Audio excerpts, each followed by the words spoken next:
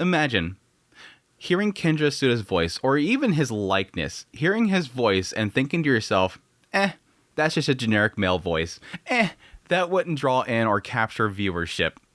Nah, it's just nothing. That apparently is TikTok's response after Kenjiro Tsuda has decided to sue them over AI generation of his voice for videos.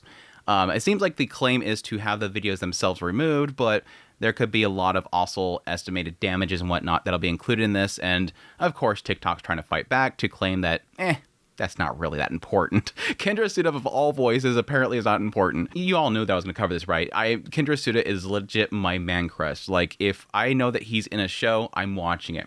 I even watched that sequel, Demon Lord Retry. Even though that sequel was just awful, it has Kenjiro Tsuda in it, so I have to watch it. I absolutely love his voice. I am as straight as an arrow, but he just melts me. He's my one and only man crush. I absolutely love him. But anyways, yes, the whole news here is, of course, that Kenjiro Tsuda, after being notified that there's a lot of videos on TikTok that is using his voice, he decided to sue the company. It's about 180 videos featuring his voice and estimate monthly revenue of 500,000 to 750,000 yen. Now, of course, they're going to debate that in the actual, court hearing or whatever. There's going to be counter arguments and whatnot. And yes, obviously, like I said, the counter arguments currently is that his voice is generic. It's a generic male voice. It's not that important. And their claim is that the videos themselves, the value of the videos themselves is not in the voice, which is crazy argument, honestly. I mean, they're not going to admit this, right? They're not going to be like, oh, yes, shoot, sorry, that's definitely his voice. Gosh dang, yeah, that's definitely something that would draw people in. Oops, our bad. They're not going to admit that stuff because there are going to be damages involved with this whole thing. But it ultimately comes down to this idea of, like, isn't the voice itself a huge part of the video? Like, how many times my videos themselves get claimed over having, like, a very small portion of the video have, a very brief clip of a music. They claim the whole entire damn video over, like, the use of, like, 3 seconds of a song. It's always, like, represented that the value of the video is to the audio or something that is claimed. But apparently for Kenjiro Tsuda, it's not that important. But I think it's more funny in the idea here with this whole news bit is how this company, or at least the response, is that his voice is generic. Anybody that has ever heard Kenjiro Tsuda's voice knows that it's not generic. Prime example right here. I think there's a clip that has been recently going viral again with this whole announcement here, with everybody going, what the hell are they talking about generic? This is a good example of how amazing Kenjiro Tsuda's voice is for those that don't know who he is. It's okay. It's okay. Really good. I really do like his voice too. Dude, everybody in the room knows who wins.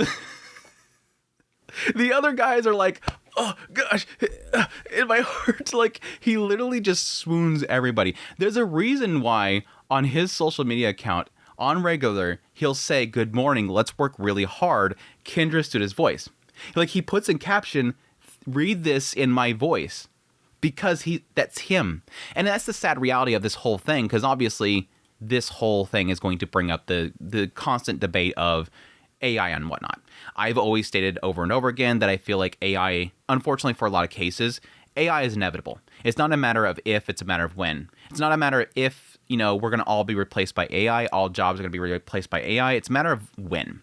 Eventually, all this stuff will be replaced. And yes, technically, when it comes to the creative field, this is an issue as well, too. That a lot of these actors are now going to be replaced by AI. And yeah, you even have a lot of voice actors currently, even in Japan, are currently looking at grouping with and working with companies to make sure that their voice they can use the AI, but specifically that they're going to get paid for it. That their voice itself is going to be protected as well. That their systems will find and seek out groups that will basically be mimicking their voice for the sake of protecting their property, protecting their rights, and again, also getting revenue back for them. But I think the question really comes down to is not necessarily a replacement, but really the identity of an individual. This is an issue of an identity of an individual. I have actually managed to find somebody that has posted a clip of this, and I'm sorry, it's Kenjiro Tsuda. Give it a listen. 人類がループしている不気味な証拠1ペトログリフ It's him. It's legit him. 2018年9月インド西部のマハラシュトラ州に Now, yes, it has that, like, it has this gruffiness, is really what it is. it has that signature gruffiness to it. And that almost kind of, it's a very nasally almost voice to him. But yes, obviously it's AI, and so it's going to have like zero emotion, like no feel behind it. It sounds very monotone. It's not really trying to project anything, and it's just rambling. It's just rambling the script, and obviously since it's for TikTok, it's got to ramble and go really fast because the attention span of most TikTok viewers is it's very, very short. Jingle the kings, jingle, jingle, jingle. Pay attention to me, jingle, jingle, jingle. Keep talking, keep talking. That is technically the area of TikTok that obviously I'm not really a fan of. But anyways, that aside, it's obviously Kenjiro Tsuda. And again, if this is one of the examples of it, either way, this is a video from TikTok. If it's not one of the 180, it's another example that people are using his voice in order to draw people's attention, and this is a voice that would get people to keep listening to it. And again, the problem really here for a morality issue, and it gets into it here with this anime producer responding to it, Koichi Murakami. His response is something that I kind of agree with. There is a danger here about defamation and whatnot. Not only him, but also others. A large number of voice actors are suffering the same fate, but most likely it's all unauthorized. This is an extremely significant loss for voice actors, the profession. One, direct reduction of income. Obviously, you're obviously going to have less work being brought to you. If you have something that is going to be made or something that's going to be put together, these companies will replace these actors with AI. Why hire somebody when I can just press a button? We have this one subscription with this one model, and we just pump out all the voice we need. We don't have to set up and schedule times. We don't have to have like rushed things. If we need to change something at the last minute, we don't have to rush them in there and pay a massive fee. All this stuff. It's more cost effective to just replace them.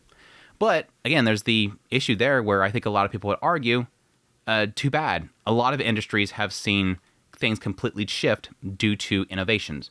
AI is one of them. Two, dilution of the brand value of their voices. This is obviously a big concern. And again, this is going back to what he's arguing here with all these points, obviously, even with number one, is the idea that when it's mimicking an individual, it's a direct reduction of income because they're not hiring that person, but they're generating that person. They're diluting the brand value of the voices. It's being put everywhere, and thus the value of it is less. If you keep hearing somebody's voice everywhere you go, eventually you get sick of hearing their voice. And that's what he's talking about here. Diluting the ecosystem of people's hearing and consuming of content and hearing too much of that person. Loss of opportunities for new and mid-career voice actors. 100%. This is something that I think was brought up during the time that we were talking about the voice actors getting with AI companies to generate their voice for the sake of, again, them using the voice. The concern there really was is that if they start generating these voices and they pass away, they can just keep using them on into the future. Eventually, there's going to be no voice acting industry because they're just going to use this set amount of people. Like, they'll have a catalog of 1,000 voice actors in the current time that is logged into the system, and there's no need for a voice acting industry anymore after that because they're just going to keep using these voices. Mental emotional damage, I'm assuming what he means here is the idea of if you were to say have somebody contact you and say, hey, why is your voice being used for this really horrible video, or defamation, especially in the idea of why did you post this video of you saying that you hate my voice or you hate my directing or something like that. You can literally have people using, like with this case back here of this example, they can take this model and make him say, I hate Hayao Miyazaki. I hate this political candidate. That's the big stuff there. That's obviously the big stuff there, is taking this technology and using it to attack people, to make political statements, to, side with a certain group of people, to make really damaging claims about people, to claim that you were assaulted by somebody. All that stuff is extremely dangerous. It's obviously the big fear that a lot of people have right now. It was the big fear that we had during the rise of deepfakes. That's sort of the concern they have. And this last one was long-term damage to the industry as a whole. Again, that's a big debate that's happening right now. A lot of people are on both sides of the fence on that one. Whether it's going to make things more efficient and cost less, the production of more stuff. Some AI is doing a better job of animating than some studios. Something like a situation with One Punch Man. That's obviously a big up debate kind of thing. But again, I come back to the reason why I think this conversation is interesting, and that's more the fact that this is specifically something that is no doubt Kenjiro Tsuda. This voice is Kenjiro Tsuda. This is mimicking his voice. It's going for his voice. And I think that's where, for me personally, it's unsettling. Like what that anime producer was saying. the idea that this is what you're legit going for. You're trying to mimic Kenjiro Tsuda's voice. You are legit copying him. And that's honestly very scary. Because again, you can make it say whatever you want to make it say. You can legit just replace him. You no longer have to hire Kenjiro Tsuda because TikTok's got a perfectly good AI model that's, mimicking his voice. Why would you need to even hire him anymore? There's a side of me that's sort of happy that Kenjiro Tsuda is the one that's stepping up right now, because I think a lot of people can obviously see how unique and special his voice is, and to have him sort of be at the forefront of this argument, I think is interesting. This is stuff that needs to be discussed. It needs to be discussed. Can a company get away with using your likeness? This isn't use his voice. This is his likeness. This is his self. This is Kenjiro Tsuda. This is not just a voice. This is not just audio. This is him. Can a company get away with having content on their platform that is mimicking him? And yeah, there's obviously the concerns over, the rights of the platform itself to not be held accountable for the presence of something that somebody else posted. That's technically laws in the United States that can protect people. But of course, that's not something that necessarily Japan has to acknowledge. Again, these are videos that are done in Japanese that are obviously being posted for Japanese users. It's obviously the audience is in Japan and it's being presented to Japan. But again, thankfully, it's Kenjiro Tsuda that's kind of bringing up this question mark of, can this likeness be used and should it be allowed? Because he's obviously somebody that is beloved by a lot of people. I've loved Kenjiro Tsuda ever since I think it was 2015. I think it was 2015 when Gangsta came out. When I heard Nicholas come onto the scene that first episode, I was like, who is this guy? Like, who is this guy? I probably heard about him before then, but like that's the moment that like still stands out for me. But like ever since then, I've absolutely loved his voice. He's absolutely incredible. I'm so excited to get more of him in Mushoku Tensei in the future. But yeah, just everywhere that he's at, he's incredible. Obviously, a lot of people know him as Kento from Jujutsu Kaisen. His incredible work in that show itself. But anyways, that's the news. Apparently, Kenjiro Tsuda has a very generic voice that makes every woman drop their pantsu and all men drop their pantsu. But it's just a generic voice. Anybody can mimic it. Anybody can mimic it. We'll see how things pan out. If anything new kind of pops up around this whole thing, I'll definitely let you guys know. But until then, hope you guys enjoyed this video. Hope you found it informative. Until next time, y'all take care.